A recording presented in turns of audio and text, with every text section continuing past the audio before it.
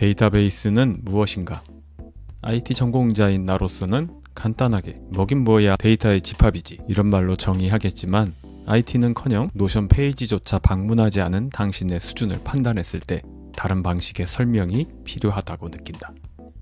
데이터베이스는 가족이다.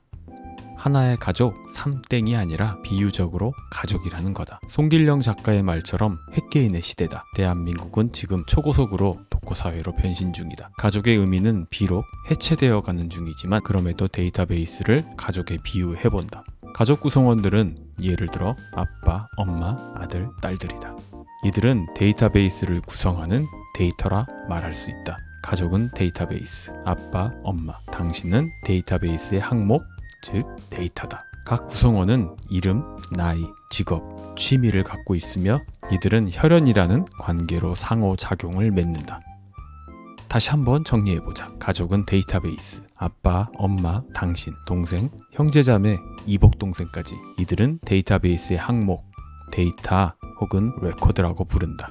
이름, 나이, 직업, 취미, MBTI는 데이터베이스의 속성 혹은 전문용어로 필드라고 부른다. 가족이라는 데이터베이스는 아래와 같은 형태로 노션으로 만들 수 있다. 이것보다 더 쉽게 데이터베이스를 정의하기 곤란하다. 그렇다면 노션에서 사용하는 데이터베이스와 IT에서 말하는 데이터베이스는 같을까 다를까? 같다고 볼 수도 다르다고 볼 수도 있다. 형태로서는 똑같다. 하지만 노션에서는 다른 특징을 갖고 있다. 바로 노션의 데이터베이스는 페이지들의 모음이라는 것이다. 우리는 여기서 페이지를 언급해야 한다. 페이지가 무엇인지 모른다면 노션에 당장 접속해서 페이지부터 만들어보자. 대체 어떻게 생겼는지 관찰이라도 해야 다음 단계로 갈 수 있지 않겠는가? 페이지는 문서 작성의 기본단이다. 노션을 사용하려면 반드시 페이지를 거쳐야 한다. 당신이 가입한 노션 계정을 워크스페이스라고 부르는데 그 워크스페이스 안에는 밤 하늘에 빛나는 별보다 페이지가 훨씬 많이 분포되어 있을 것이다. 없음 말고. 노션의 데이터베이스를 페이지의 모음이라고 정의한 이유는 개별적인 데이터 항목을 클릭하면 항상 페이지가 나타나기 때문이다. 의심이 들면 직접 데이터베이스를 만들고 개별 데이터를 클릭해보라. 당신이 예전에 만든 페이지와 비슷한 것이 등장할 것이다. 그런데 일반 페이지와 데이터베이스에서 제작한 페이지의 형태가 다르다. 무엇이 다를까? 퀴즈다. 무엇이 다른지 한번 맞춰보자. 일반 페이지와 데이터베이스 페이지의 다른 점은 바로 속성을 가진다는 점이다. 페이지 위쪽에 보면 이름, 태그 이런 기존의 속성 목록이 보일 것이다. 이 속성은 위에서 내가 비유한 가족의 속성과 같다. 이름, 나이, 직업, 취미, 핸드폰 번호 이런 가족의 구성원들이 공통적으로 가지는 것들이 바로 데이터베이스의 속성이란 말이다. 다시 한번 보자. 기존 페이지와 데이터베이스 페이지와의 차이. 가족 데이터베이스의 속성은 이름, 나이, 직업, 취미, 핸드폰 번호다. 가족 데이터베이스를 노션의 데이터베이스 기능으로 만들어보자. /대를 입력하면 데이터베이스 인라인을 선택할 수 있다. 자, 데이터베이스가 만들어졌다.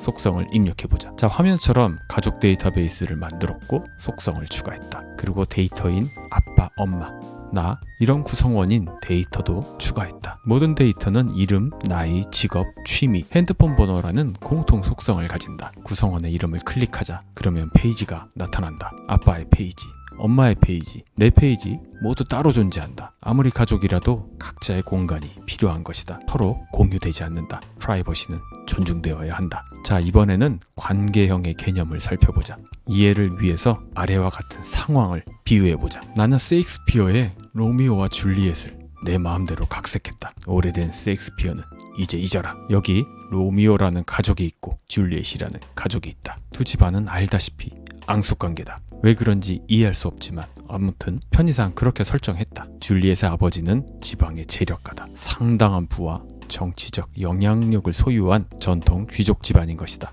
그런데 로미오네 집안은 그렇지 않다. 로미오네 아버지는 알코올 중독자의 보잘것없는 실업자. 게다가 딱히 재산이랄 것도 없는 무일푼 신세다. 아무짝에도 쓸모없는 집안인 것이다. 그런데 로미오에겐 촉망받는 미래가 있다. 로미오는 유능한 인재고 그 잠재력 덕분에 성공할 가능성도 비교적 높다. 로미오가 그 집안의 유일한 희망인 것이다.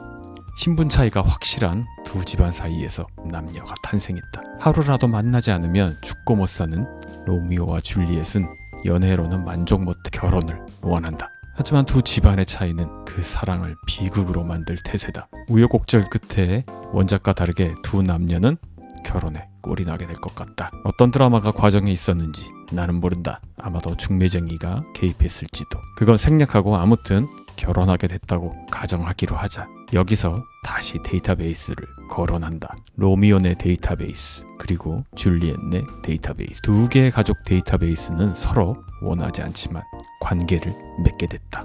그러니까 사돈이라는 관계가 성립될 것이다. 그런 앙숙인 관계가 가족이라는 관계로 재탄생하게 된 것이다.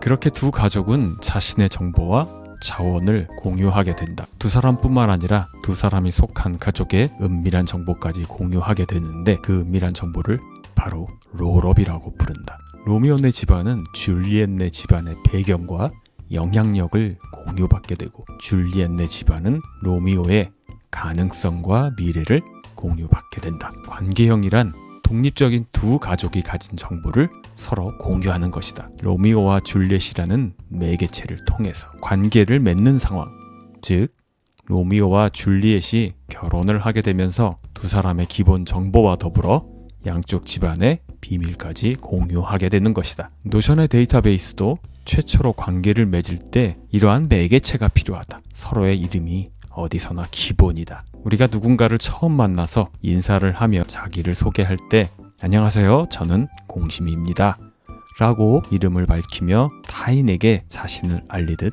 노션 관계형에서도 먼저 자신의 이름을 공유하는 것이 관계 맺기의 핵심이 되는 것이다. 관계를 맺으면 부가적인 온갖 비밀스러운 것들이 함께 딸려온다. 그것이 바로 다시 설명하지만 롤업인 것이다. 이제 로미오 내 데이터베이스와 줄리엣 내 데이터베이스의 관계형을 만들어보자. 로미오 내의 관계형을 추가하고 줄리엣 내 속성을 연결했다. 이렇게 초반 연결을 마치면 실제 결혼에 골인을 해야 관계형이 완벽하게 완성된다. 외형상 관계만 만들었지 실제 법적으로 혼인의 관계를 맺어야 진정한 가족이 되는 것이다. 줄리엣 내 속성에 줄리엣 이름을 가져오면 혼인관계 설정이 끝난다. 이제 두 가족은 실제 관계를 맺은 것이다. 진정한 새 가족의 탄생이 아닌가. 이제 로미오는 줄리엣 내에 영향력을 등에 업고 출세의 길이 열릴 것이다. 로미오에게는 탄탄대로의 미래가 열리겠지. 줄리엣은 대신 신흥 부르주아를 얻었으니 서로 매한가지다. 관계형으로 협약을 맺었으니 로미오 내 입장에서는 줄리엣 내에서 뭔가를 훔쳐올 필요가 있다. 합법적으로 말이다. 로미오는 줄리엣 내가 보유한 현금 보유랑 주식, 부동산 이런 알짜배기 정보가 궁금하다. 줄리엣 내의 네트워크, 즉 귀족들의 관계가 어떻게 구성되었는지도 궁금하다. 어서 빨리 그 대열에 자신도 합류해야 할 것만 같다.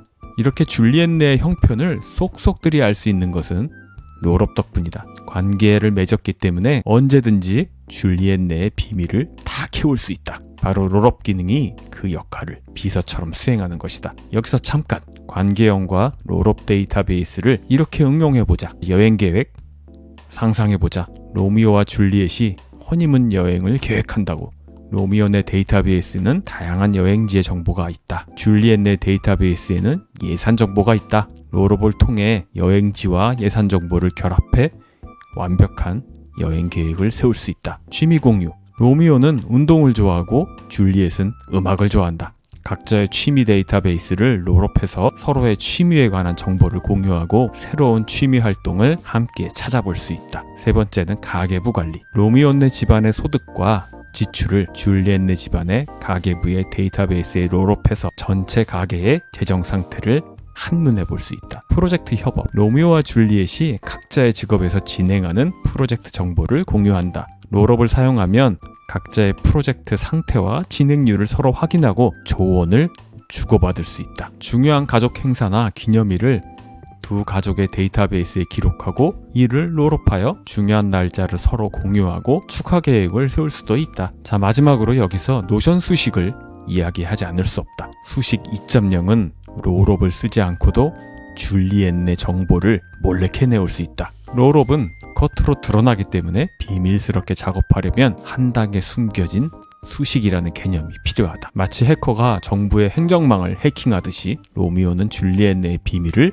스리슬쩍 가져올 수 있는 것이다. 하지만 이 모든 게 합법이다. 지금까지 나는 최대한 쉽도록 데이터베이스와 관계형 그리고 롤업 또 수식에 이르기까지 어려운 개념의 이해를 위해 비유까지 만들었다. 이렇게 설명했는데도 이해를 못하면 그 다음은 나로서는 모르겠다. 알아서 공부하자. 마지막으로 집계는 두 가족을 중재시키는 에이전트의 역할이라고 정의하자. 마치 중매쟁이 아줌마와 같은 것이다. 집계 기능을 이해하기 쉽게 설명하기 위해서 양숙인 로미오와 줄리엣네 집안을 연결시키느라 맹활약한 중매쟁이 아줌마의 비유를 사용해보자. 중매쟁이 아줌마는 마을의 정보 중심지에 있다. 그녀는 로미오네 집안과 줄리엣네 집안의 모든 소식을 알고 있으며 두 집안 사이에서 중요한 정보를 모으고 정리한다. 예를 들어 로미오네 집안의 결혼식, 생일 파티, 그리고 기타 행사들과 줄리엣네 집안의 사회적 모임, 자선활동, 문화행사 등을 자신의 정보 데이터베이스에 모아놓는다. 이제 중매쟁이 아줌마는 이 정보를 사용해서 두 집안 사이의 교류를 증진시킬 기회를 찾는다. 그녀는 각 집안의 행사와 활동을 집계하여 공통의 관심사나 가능한 협력 기회를 찾아낸다.